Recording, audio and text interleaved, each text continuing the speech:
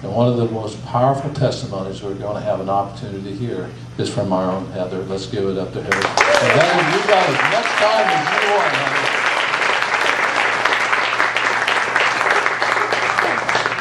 Okay, it's been a while since I've been on a microphone. Not. Just kidding. My name's Heather, and I've been going to church. I see so many. I know. Hey, what's up, girl? I saw. But don't what? Front row. I recognize so many of you guys. I realize I'm a shot of way too much adrenaline most times when I'm probably seeing you. I'm going to try to keep it a little more on the down low today. No, I'm not. No, you're not. Down low, all right? So you guys are talking about sharing your testimony, and I'm just so honored that you would let me. Thank you, Pastor Larry. Just, my life has not been easy. I've not been quiet about that. You might have heard me share my story in church a couple months ago. I only had like 5 minutes, which was hard to tell the story that I have to tell in only 5 minutes. But I'm going to repeat a little bit of it. But I'm also going to kind of fill in some of the gaps.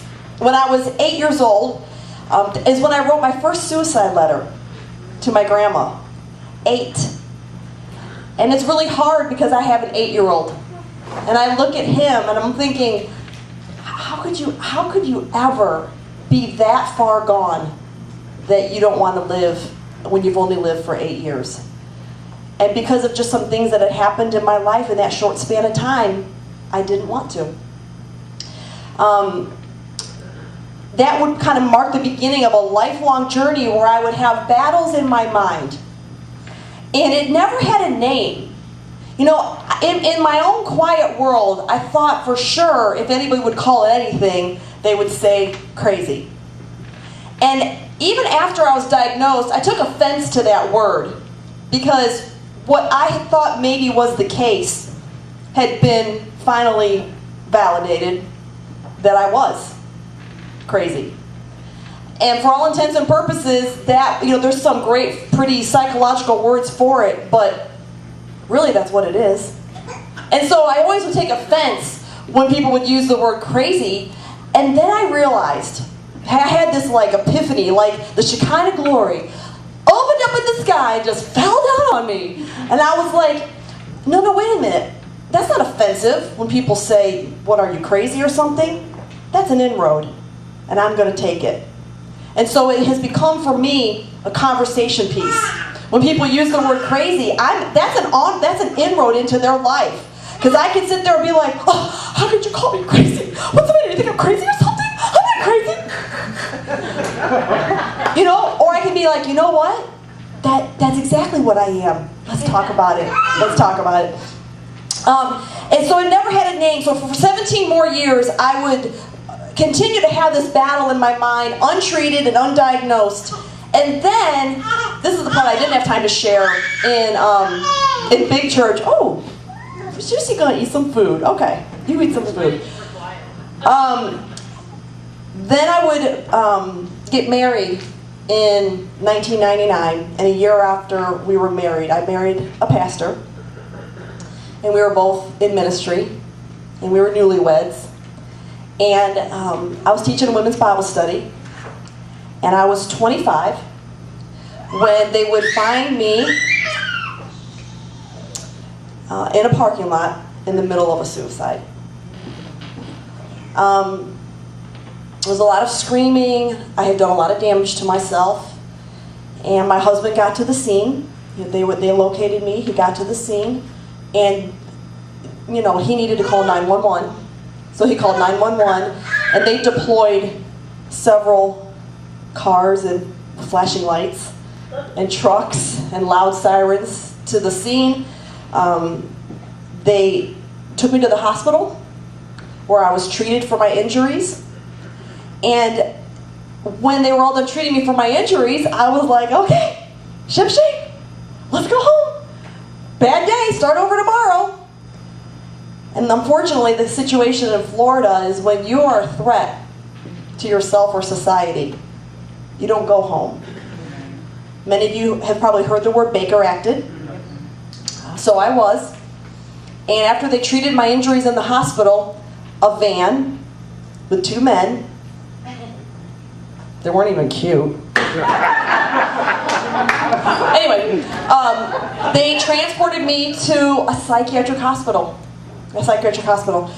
And I would get out of that psychiatric hospital with a deal that I made with God.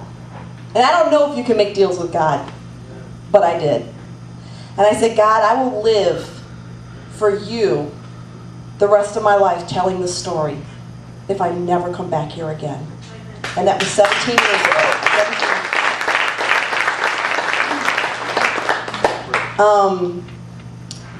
I went through heavy, let me just make this disclaimer right in here and right now. If any of you guys ever go through any kind of mental affliction, it's not a boo-boo. It's a serious injury to the brain.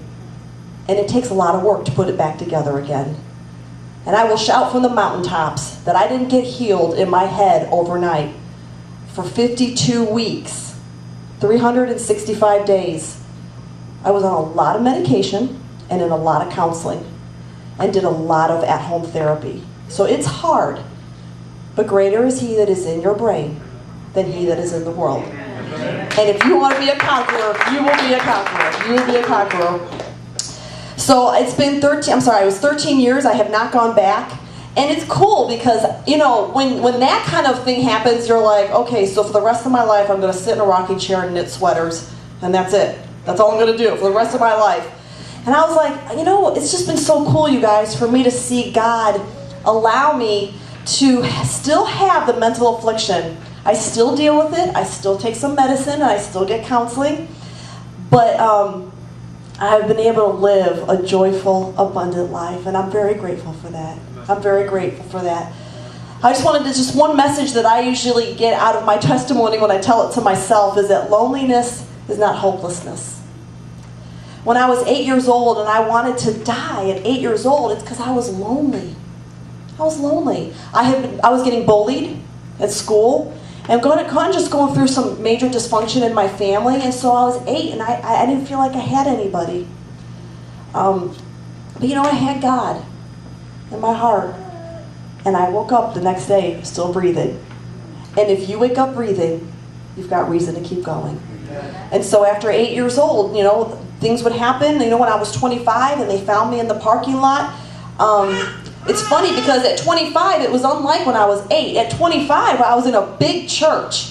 And we were in ministry, and we were leading small groups, and we were around a lot of people. And you know what? You can be around a lot of people and be a stranger in a crowd.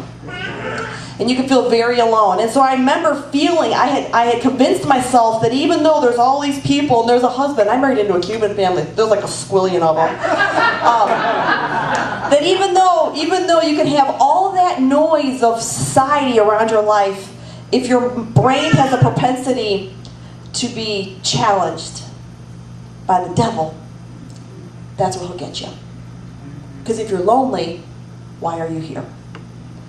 And so that was kind of what propelled me to do that again. And I just a couple things I really want to include in my testimony today is that your mind lies sometimes.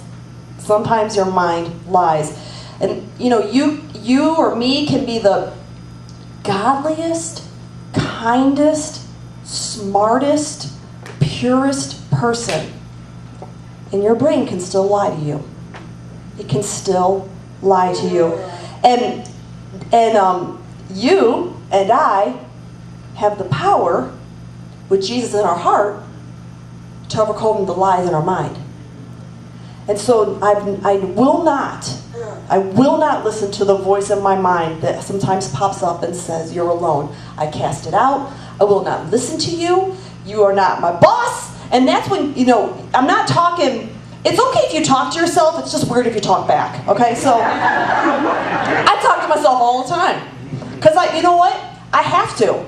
I have to refute the voice in my head that says you are lonely and you don't need to be here anymore. And I will not receive that. I do not receive that. And so your mind can lie to you, but the Bible says the truth sets you free. You guys know that. Truth sets you free, man. And I've said this before, but I'm going to say it again, that your mind is not your master. Jesus Christ is your master. All right? So when I was locked in that psych ward due to the condition that I was in, they put me in, for all intents and purposes, solitary confinement. And I'll never forget. I can describe, that was a long time ago. That was in 2000. I can describe the details of that cell. I can tell you that it was a cot that I lied on. I can tell you that there was no windows, no sink, no bathroom, no artwork, no TV. There was nothing. I've never been in anything more like a prison cell than that. And for my situation, what they had found me doing to myself, they put a security guard outside my door, and I watched him pace back and forth. And you know, when that happens to you, when they lock you up, they have to take everything away, okay, for your safety. But I was a normal person. You know, I kind of wasn't like everybody that was in there that night. That doesn't matter. I was. And I had a choice to make.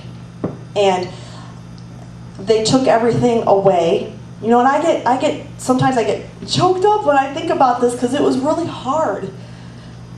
It was hard to be, you know, they took my clothes, and they took my wallet. They took my driver's license. That's my identity. They took that away. And they took my friends, and then they took Raul away, my husband. And they locked me in. And that was when I realized that when you have nothing left but God, you have everything. You have everything. And for any of us that you might be battling with the loneliness, you're never truly alone. Your mind can tell you that, but it is not the truth. Because if you have God, which in my case was all I had, I wouldn't be able to stand up here and talk to you if you needed anything else. Because that night, that's all I had was Him. It's just how we look at it. You know, it's how we look at it. We can believe our mind when it lies and it whispers, you're alone. Or we can believe in our hearts what the Holy Spirit whispers, and He says, I have called you by name, and you are mine. And He says, you cast your burdens on me, and I will carry them. And He says, you are wonderfully made, and I knew you before you were born. And so I speak those truths to me, but I speak them to you guys too, because that's the truth. That's the truth, and the truth will set you free. If you are alone today, I get it. If any of you guys feel alone today, I just want you to know you've got God, and you've got me, and I would consider you a friend. So there, it's a lie. You're not alone. Thank you, Pastor Larry, for letting me share.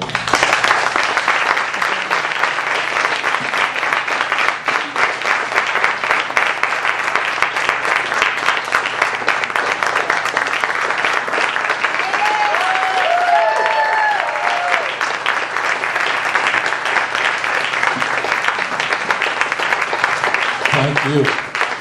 Thank you. You know, I'll give you a standing ovation is appropriate, that's for sure, because it takes a lot of courage to tell your story. It really does. And not only is she not alone, she's on fire for Christ every day. You know, the only thing sometimes I don't understand is why she's not more enthusiastic on Saturday night. When you say, yes, she is. She's a breath of fresh air. We're blessed to have you with us. We're blessed to have you part of this church. We're a better church because of you. We are.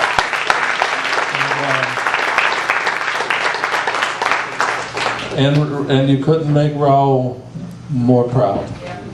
And that's the truth. So the truth will set you free. And I know we want to end up, where are we at on our time?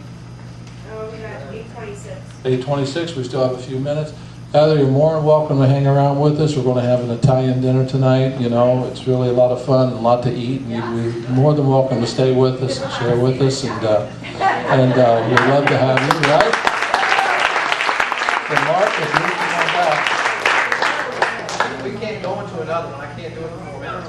Oh, we're still not doing this one? We're at a stopping point. Oh, we're